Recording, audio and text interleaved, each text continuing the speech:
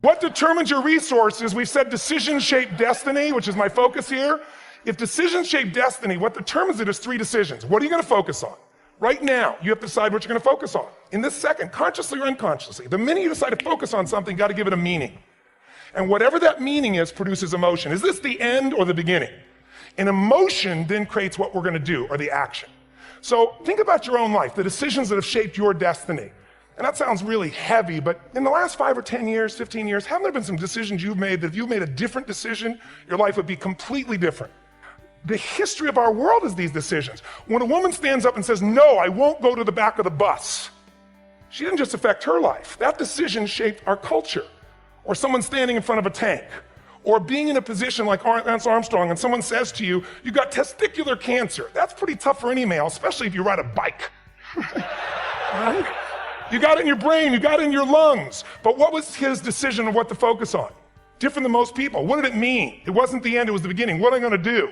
He goes off and wins 7 championships he never won once before the cancer because he got emotional fitness, psychological strength. That's the difference in human beings that I've seen of the 3 million I've been around, because that's about my lab. I've had 3 million people from 80 different countries that I've had a chance to interact with over the last 29 years. And after a while, patterns become obvious. You see that South America and Africa maybe connect in a certain way, right? Other people say, oh, that sounds ridiculous. It's simple. So what shaped Lance, what shapes you? 2 invisible forces, very quickly. 1, state. We all have had times. Have you had a time you did something and after you did it, you thought to yourself, I can't believe I said that. I can't believe I did that. It was so stupid. Who's been there? Say, I. Have you ever done something after you do it, you go, that was me. Right? It wasn't your ability, it was your state. I should be able to change that quickly, but what I want to finish with quickly here is, your model of the world is what shapes you long term. Your model of the world is the filter. That's what's shaping us. That's what makes people make decisions. When we want to influence somebody, we got to know what already influences them. And it's made up of 3 parts, I believe. First, what's your target? What are you after?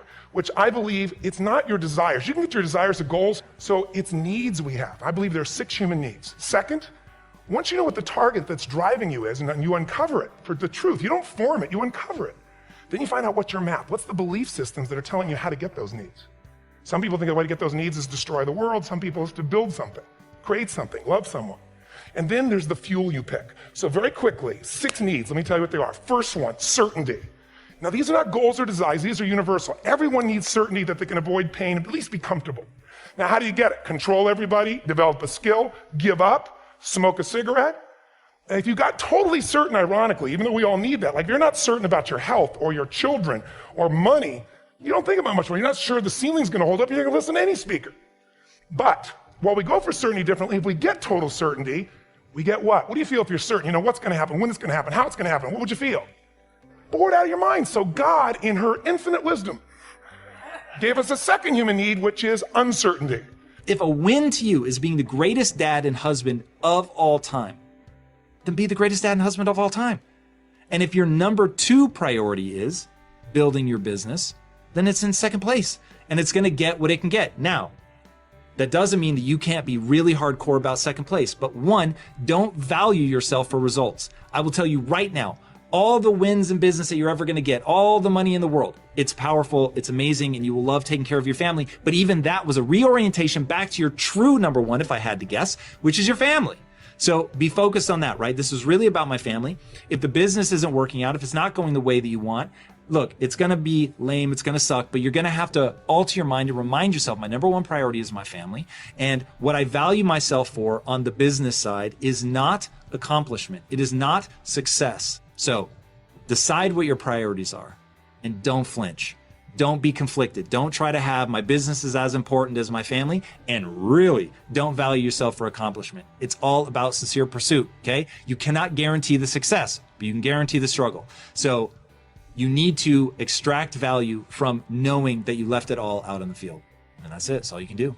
Greatness is about doing the things that are tragically boring and that you have to repeat over and over and over to get better at them in a deliberate way. You don't just want to repeat them blindly, but in a deliberate way, buckling down and doing the things like, for a musician, playing your scales, practicing your improvisation, practicing your cold reading, all of the things that are very easy to put off, when you have a job and you're busy and you're making a living. It's kind of like typing. What they find is most people sort of, their typing rate, if I remember right, it's like 65 to 70 words per minute, is where most people tap out. But I think the record is somewhere around 250 correct words per minute.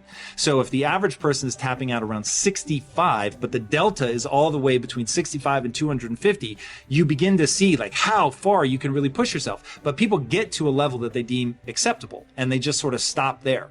But because everybody is being forced to shut down right now, if you're a musician and you're saying, look, I'm not worried about streaming and going live and all of that, which I think there's a whole question to be answered about doing that and about how you could generate even more revenue by going online. But you asked me to set that aside, so I'm going to set that aside. But right now is that chance to embrace a level of boredom that most people are not willing to push through in order to get to greatness. So in a business context, I always tell people boredom kills more entrepreneurs than anything. It kills more entrepreneurs than fear. Most people, they just can't slog through sucking at something and sitting in the discomfort that you get from doing the things that you're not good at long enough to get good at even those things so that you can truly go out and create art. Because I don't think you can create real art until you've mastered the basics to the point where, as Bruce Lee said, you don't think kick, you just kick. And I love that quote. And there's another Bruce Lee idea, which is, I don't fear the man who knows 10,000 kicks. I don't fear the man that does 10,000 kicks one time. I fear the man that does one kick 10,000 times. And that is this moment. And if you can take this downtime and let go of how good it feels to perform, I have to imagine a big part of the reason you got into this and that you did all of the work when you were younger to get good is because you love performing so much. But right now, that's basically off the table.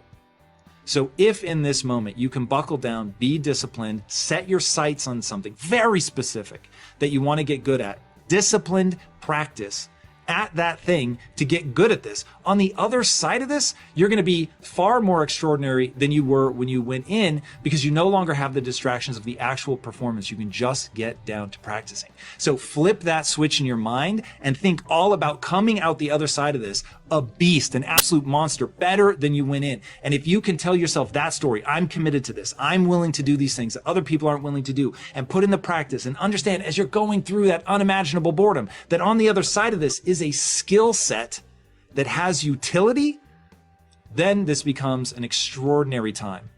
But if you keep telling yourself the story that so many others are telling, which is this is, a time of deprivation, it's just lamenting that you're not able to perform and all the things that made you love music in the first place, then just because you're repeating that, it becomes a dark time.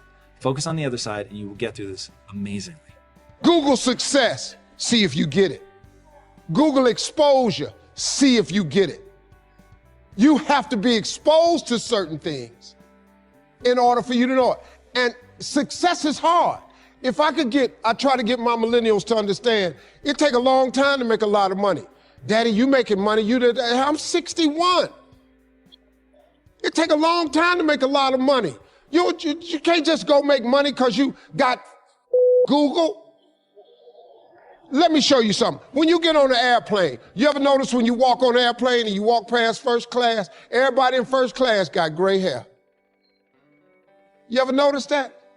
They all a little up in age. They all 50 and up, especially during the week. Them businessmen, they earn the right. You go in the back, it's young people back there. You back there. You got your iPhone out, you got your headsets on. Them grown-ass men up there got their legs crossed, they got a briefcase out. They trying to figure it out. They trying to make this paper. They in front. But you gotta be exposed to get to first class. You gotta be successful to get to first class. That's why they closed that curtain.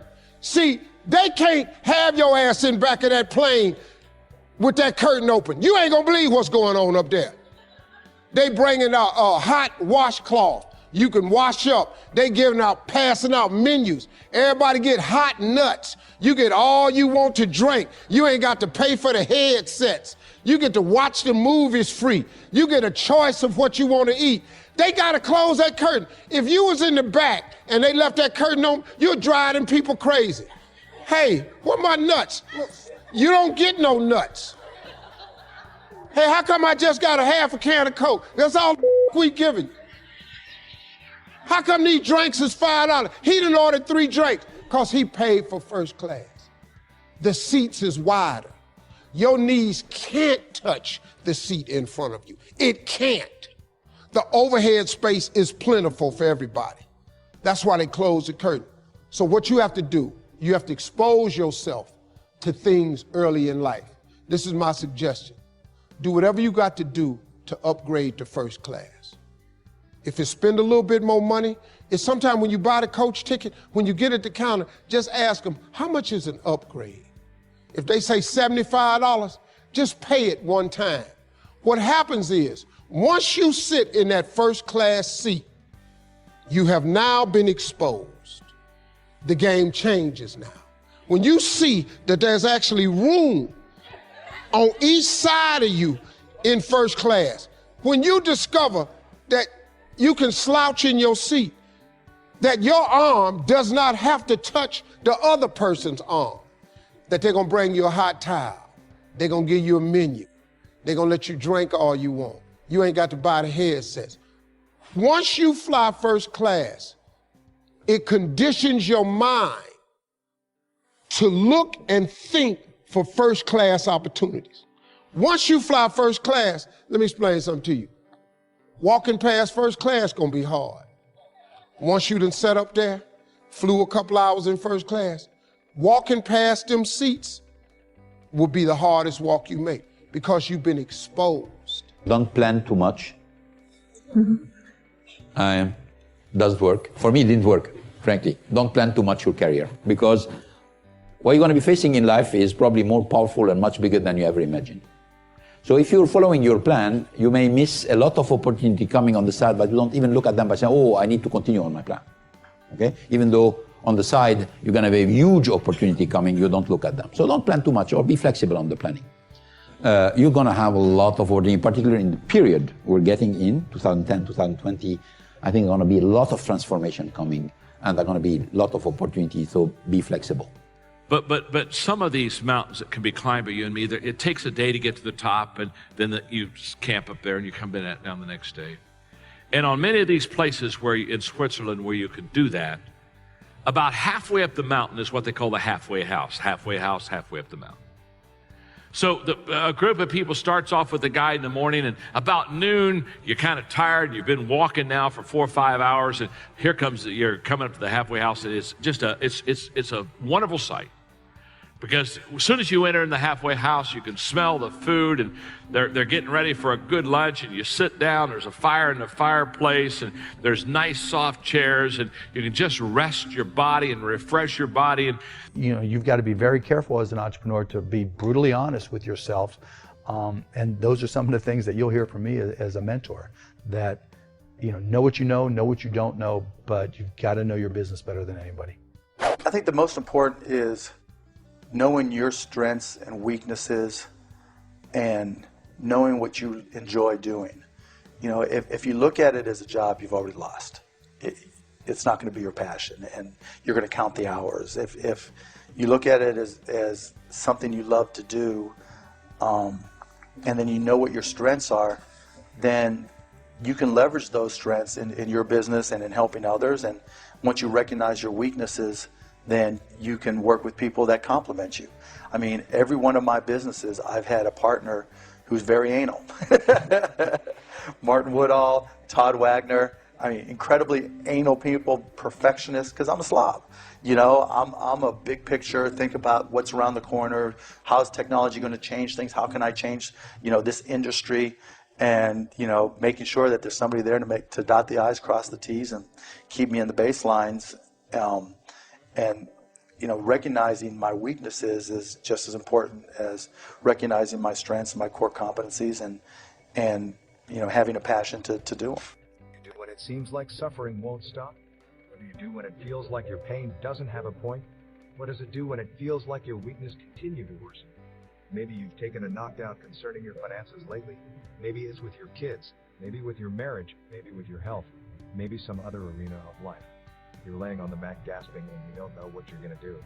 people ask you how you are and you say fine, but you're not fine, and they'll never know that. We're people. We're people, and we struggle, and we suffer, and we bleed, and we cry. If you think that true strength means never showing any weakness, then I'm here to tell you you're wrong.